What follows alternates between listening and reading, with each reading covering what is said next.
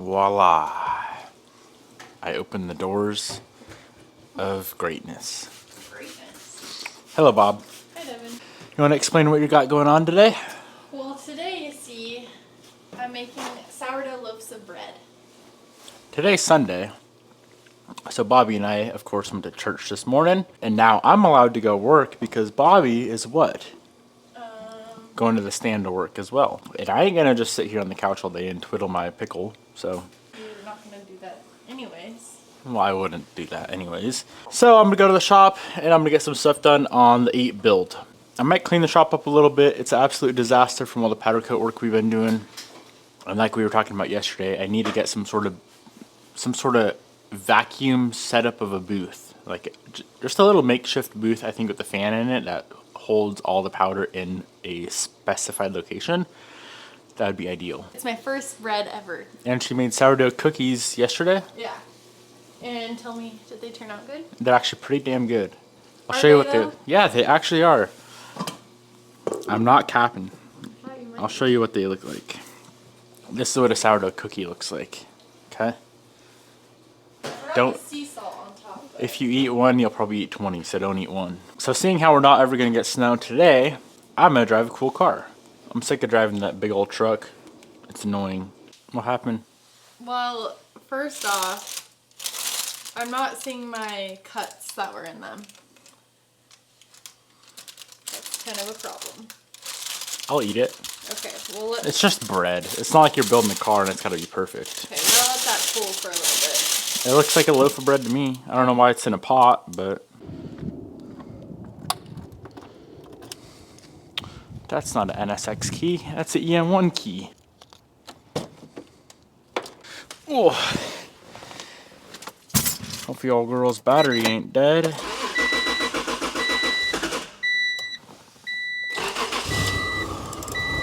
It's been months.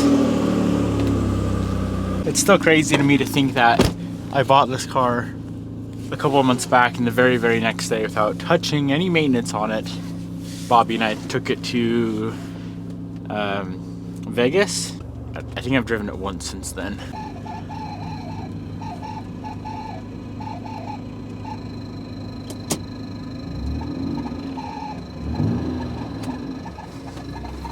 Just old NSX noises, I suppose. Oh, there we go. One main reason I don't really drive this car is the heater doesn't work.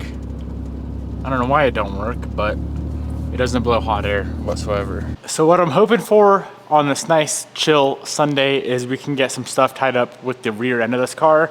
Last night before we left, we went ahead and powder coated this mustache bar and the rear diff mounts. Now, speaking of the rear diff, this thing's been done and sitting around just begging to be installed into the Evo 8. So now, the only other thing we need, from what I understand, and if I'm remembering correctly, the only other thing we need to get the diff back in the car is this guy right here. So this is the aluminum rear subframe. And to be honest, actually the mustache bar does bolt on up there. So we are gonna need this guy. This thing is absolutely filthy and disgusting. So I'm gonna go ahead and get it cleaned up. Now, believe it or not, I already did go through and degrease this piece, and it still looks like this.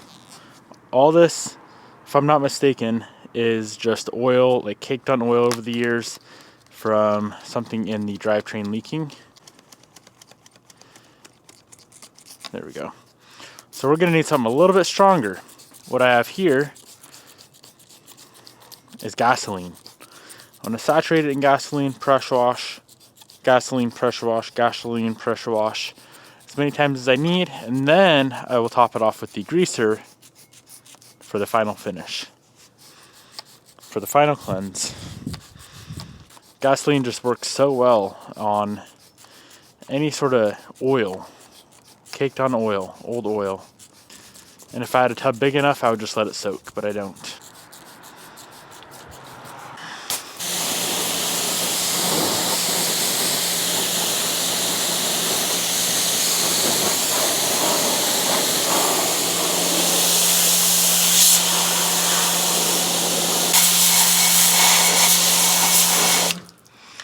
So after a couple back and forths with the gasoline, we got all of that nasty grease off. Now, I'm just going to degrease it a single time. If there's any gunk left on there, I really don't want to contaminate the sand, the glass bead. So this should help pull any of that off. Degreaser works pretty good with like stained, good lord, with stained aluminum and whatnot as well.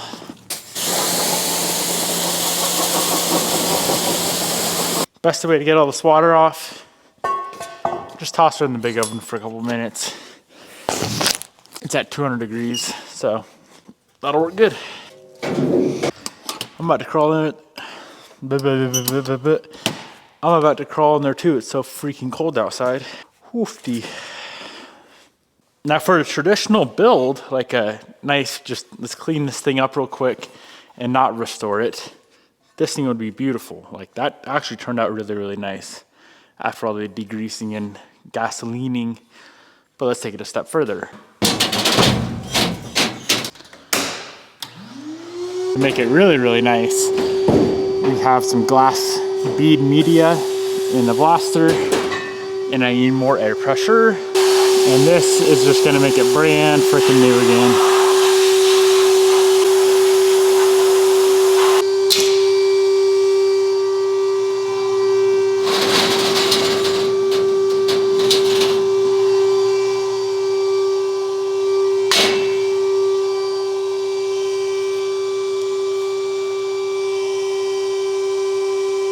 I'm taking a pretty big gamble on like an hour's worth of blasting right now. So after the glass bead, it looks really, really good, but I feel like it could always be a little bit brighter. So what I'm trying is, guess what? Brightener. To hopefully make it brighter.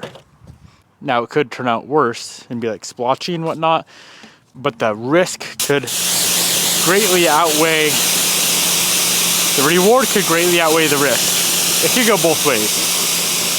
Let's see. I think it's gonna look really nice. Even better than just glass bead. Let's let this thing fully dry so we can get a good old idea on how she's gonna look.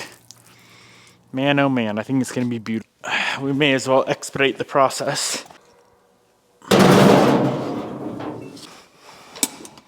Well, here's how it looks out of the oven.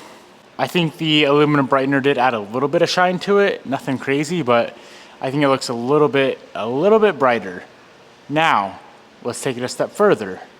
To make sure this rear aluminum subframe, is what I'm calling it, stays looking this good for the life of the car, we are gonna be Cerakoting it with MC160 High Gloss Ceramic Clear. I've been using this stuff on a lot of the other components, and it looks very, very, I mean, it's just a clear coat. It adds a little bit of shine and just makes it look nice. And it lasts forever, and it's super thin, so you don't have to mask out. So you do not have to mask off threads. First thing to do is go ahead and get her cleaned up with wax and grease remover. I'm gonna saturate it and then wipe it down as best as possible and let the rest of it air dry. You wanna clean it until you see nothing on the rag. Pretty clean, there's a little bit on there, but not bad. Now with a piece this big, there's gonna be a lot of Cerakote, of course, coming out of the gun. Now, I don't really care to get Cerakote on our freshly painted Evo 8. If we got a little bit on the Evo 4, probably not the biggest deal in the world, but getting Cerakote overspray on the Evo 8 is not in the cards for today. So, the part is warm, it's warm in the shop, the Cerakote's warm, the air's warm, everything's warm. I'm gonna yank it outside on the powder coat rack cart, spray it out, pull it back in, let it sit for about 10 minutes, pull it back out, do our second coat, pull it back in, and let it cure. It does take a while to cure. I forget what it was, but let's spray it out and then we can look at that data.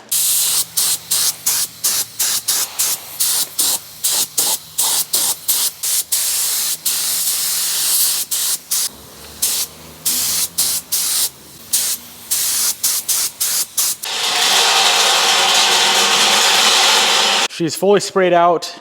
Now the specs are as follows. Tack free after an hour, partially cured 24 hours, fully cured in 5 days. So I'm gonna go ahead, I'm gonna go out on a limb here and, you know, we should be good to just mount this piece in the car after an hour. In the meantime, we may as well go on a little ripper.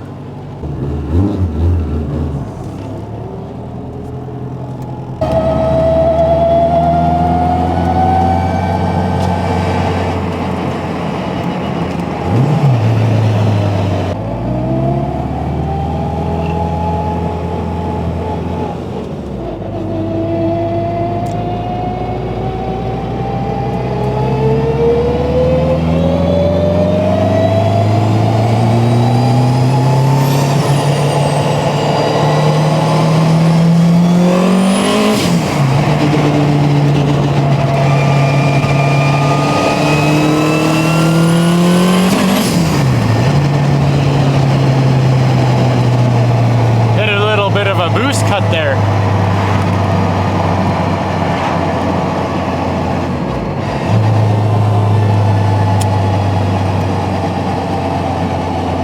Maybe more than a boost cut.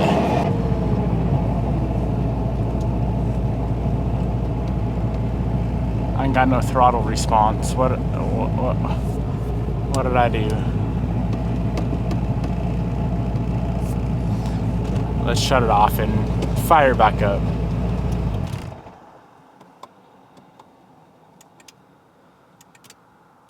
There's some sort of safety that just killed the throttle completely. With the motor off, I have throttle.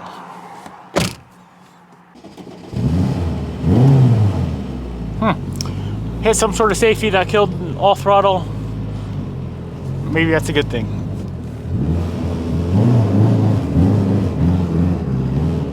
Let's not do that again. Because I ain't got my laptop to see what it was.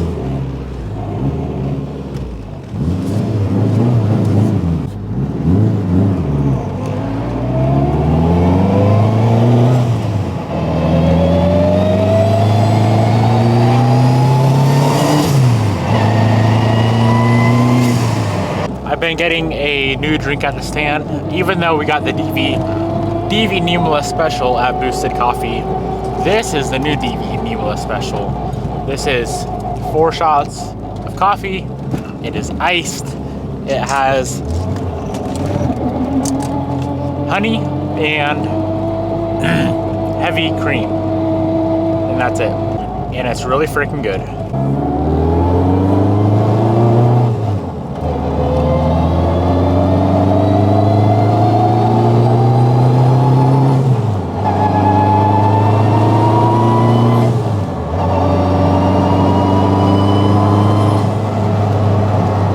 Okay, so laid out here is, at least as far as I'm aware, if I'm remembering correctly, everything that we need to get this hanging back in the car.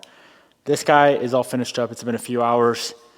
Yeah, it's probably not fully cured and dried yet, but it's enough to at least hang it. Now, I was about to take our factory bushings for the mustache bar and the diff mounts and press them back in. And then I remembered I ordered something. I ordered a kit.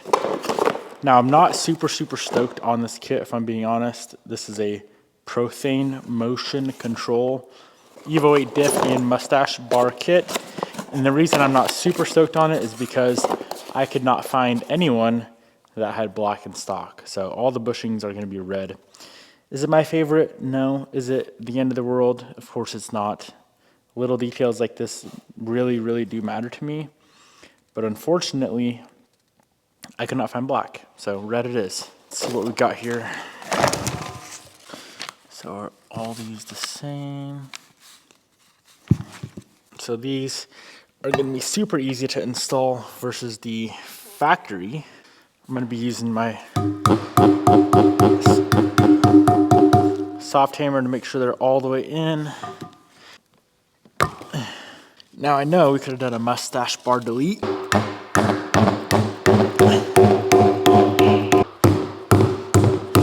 All right, so there's that.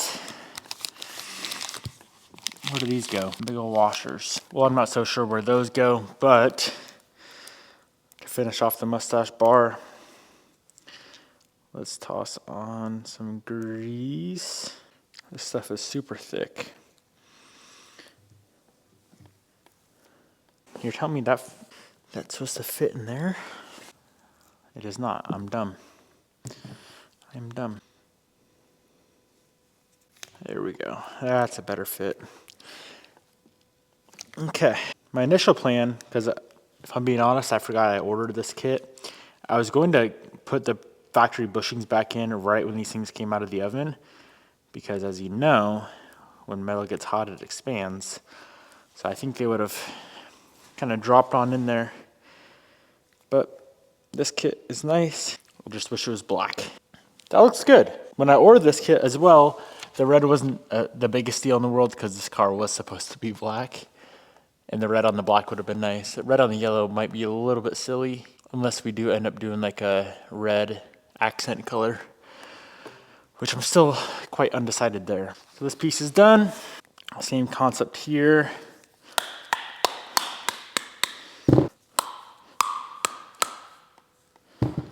Okay, these are different. So this like that. 204. Gotta pull these back out. They're flipped on accident. So with this guy, like that, 203, the thinner one, goes on this side. 204, the thicker one, goes on that side. Alrighty, we are about ready to start throwing this thing back together. Next major component going in. The only cool thing we have on so far that's cool in my opinion, well, two things. The SSL door panels, and then last night when we got the fuel tank in. That was pretty sweet. Rear diff and rear subframe going in is massive. Absolutely massive.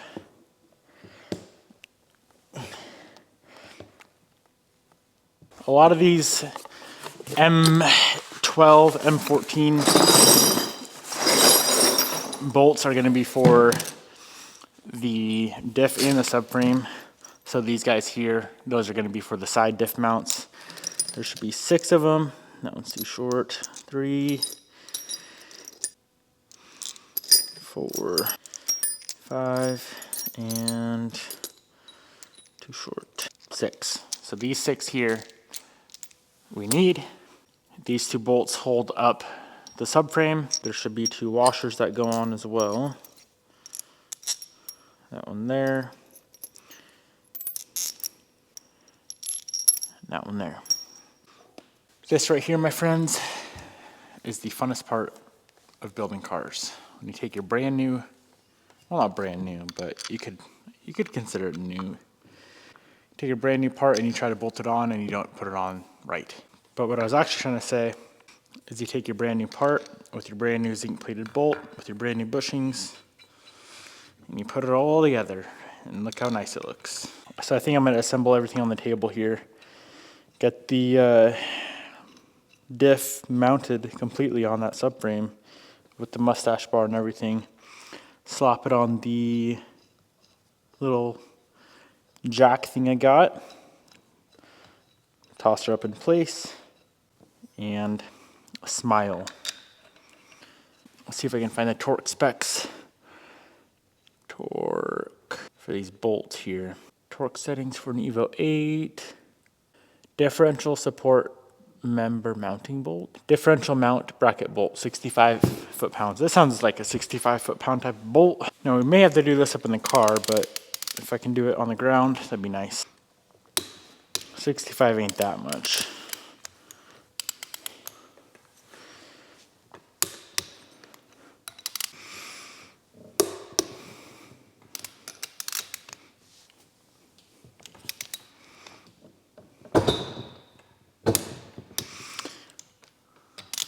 I should probably invest in a metal table on wheels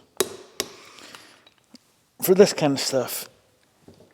One of these days, we're gonna drop something pretty expensive, I'm imagining, like a rear diff. It's probably not that cheap. Okay, now what? What do we do from here? I want to say the next step is going to be to take this, These three, if I'm not mistaken, go to 65 as well. Let me double check on that.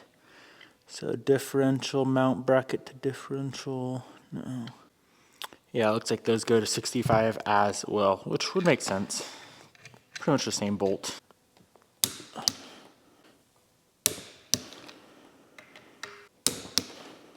We are down to just mounting this. We made a critical error in our timeline for today because there is a very important piece that is part of this assembly that I completely forgot about. We need this. What this is that mount. We need that, like right now. So, real quick, let's run through and do the same exact process that we did on that, on this piece. Clean, degrease, sandblast, Cerakote. We gotta hurry. I was supposed to be done by 6 tonight, and it's 4:45. So that means I need this coating on within 15 minutes. Let's see how quick we can be.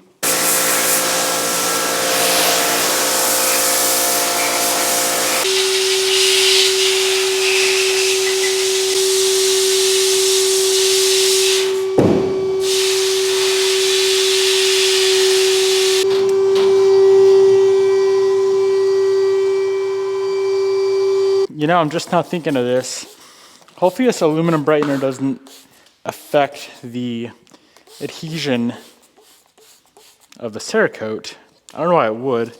It's not like it's a coating that's going on first. It's more of a etch, like a chemical etch reaction type of thing. So I think we should be in the clear. But if the Cerakote fails, I guess we'll know why.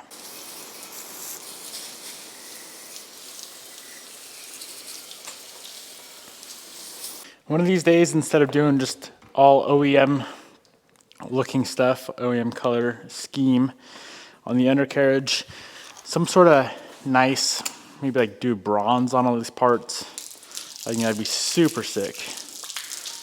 Now, I don't think it'd really flow well with this type of build, but when we're just going through and customizing everything else, doing a little different color scheme definitely wouldn't hurt.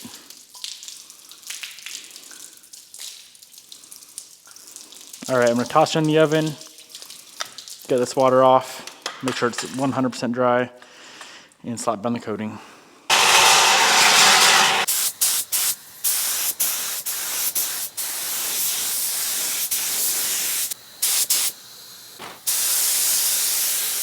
Whatever way the wind is blowing when I'm spraying outside, I try to be on the opposite side of that so you guys can clearly see the wind is going that way. I'm spraying over here because I want to avoid Cerakote inhalement at all costs. All right, 2 coats there and we're done. Now while we wait, if that right there is not a sign to slow the heck down, I don't know what is. I got the part refinished. What I did is I just grabbed some lacquer thinner, wiped off all of the Cerakote, and went ahead and applied it because there was water all over it. There was grease all over it. There was gas all over it. It was a mess. At least an hour. We need to wait for that piece to be even touchable. In the meantime, I do have something that I kind of need to get done. It doesn't have to be done today, but we have spare time. So here it is. In this package is a pretty cool part that WK Motorsport sent over. Now it says it's for an Evo 5. But from what I understand, 4 through 9 should all be the same, as long as it's a 5-speed, which this car is, of course. Now we have one of these in the white Evo 10 build.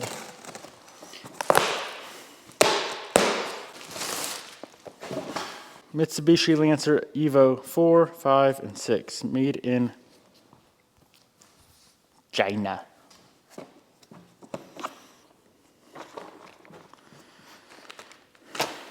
Now here's the thing. From what I understand, we're gonna have to do some fairly significant trimming on the surround for this thing, and I need to make it nice and clean looking. This thing is beautiful. Like I said, man, I already know all about this because we got it in the 10, but we got 3 different knobs here. What's this? Is this another knob? Oofty doofty. That thing is hefty. So we got 4 knobs total. Light, pretty light, pretty light. I like this one a lot. But it doesn't thread on. How does that work? Is this an adapter? Aha.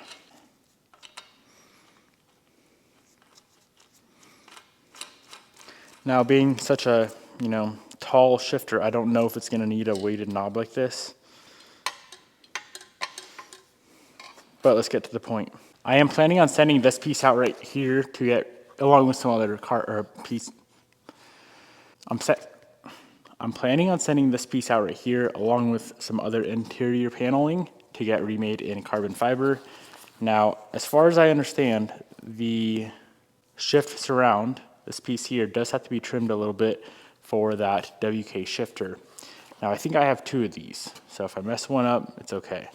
Of course, I don't want to mess it up, but if we do, is it the biggest deal in the world? I suppose not. So I need to get some parts in the car, and we just got to get this thing trimmed up and get her sent off to be remade out of carbon fiber, which this is going to be sick. I'm not doing a ton of carbon in the interior, just a few pieces here and there that I think would look nice. And of course, this in carbon, along with that WK shifter, is going to be an ultimate combo. Well, it looks like I've built a car that every time I get into, I have to take my shoes off. But that's okay, right? Also, another sign, Bobby just texted me and said she's not going to be done working till 7. So that sounds like it gives us another hour to dick around at the shop.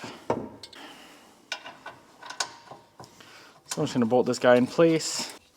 Brum, brum, brum. Brum, brum, brum. Okay. Now this piece goes on. That makes sense. I'm going to screw that in. And then this is the piece that we're going to have to trim. I'm assuming we're not going to be running a boot. So I guess we can take that off. This car already has powder coat remnants in it, which is not very cool. It blows out, but still kind of annoying. Alrighty, what has to be trimmed? Looks like just the front of it, maybe. Now this needs to be done in the cleanest way possible, because this is a very important part. It's going to look good without the shift knob as well, or without the shift boot. Not going to be a big deal at all. So if I look at other photos on their Instagram, it's looking like people are just kind of making this hole bigger. So that might be the move. It's got to be clean though. Very clean. If we just trim this whole ring off, we should be in the clear. But how do we get that cut nicely and cleanly?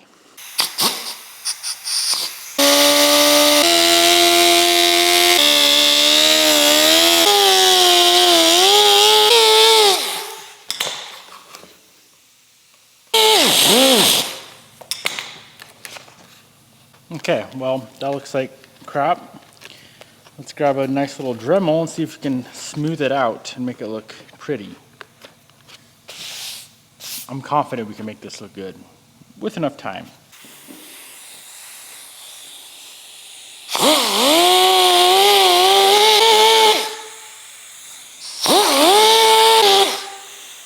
Now, if this piece wasn't being remade out of carbon, I would probably spend more time on it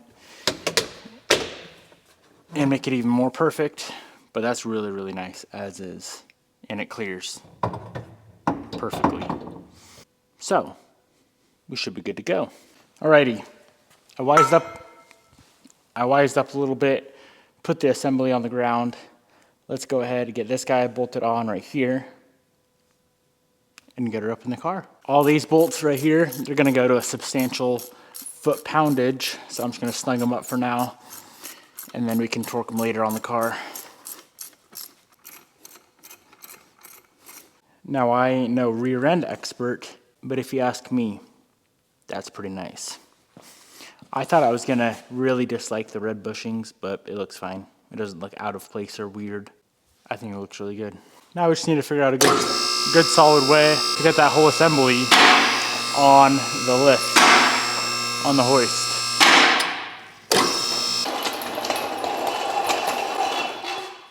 This thing is heavy. We'll get her, I hope. That thing's gotta be like 150, 200 pounds. Okay. I was just being a baby. That ain't nothing as I drop it. That's a nice rear end. Wow. All I have time to do is just set this thing up in there, toss on a bolt or two, and I gotta call her a night, man. Gotta call her a night, which is fine. That was my goal. When this thing is this high, it scares me.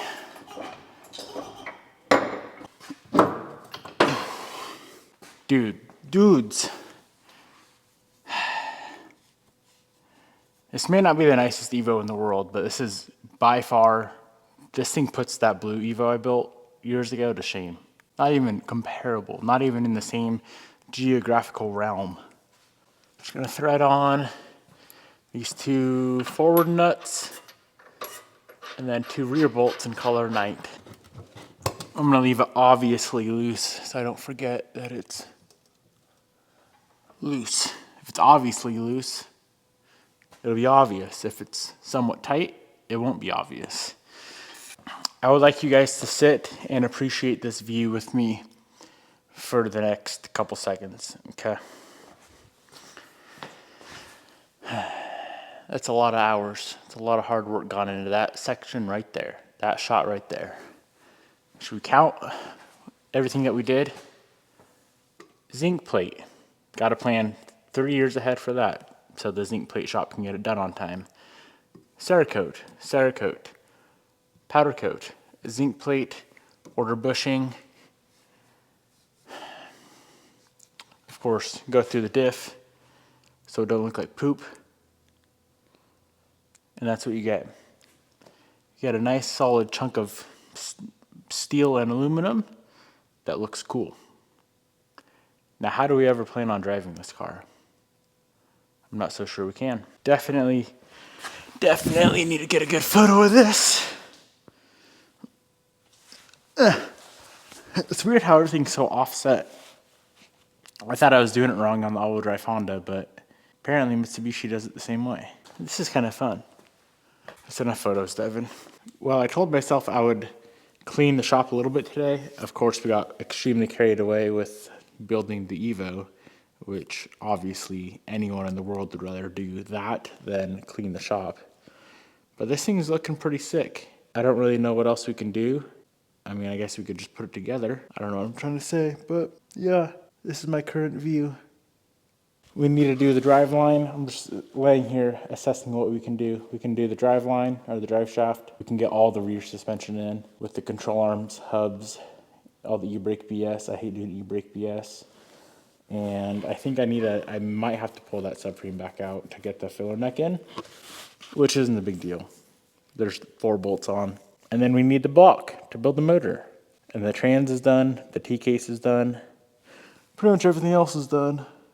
So maybe we will hit our goal of January 1st. That would be neat.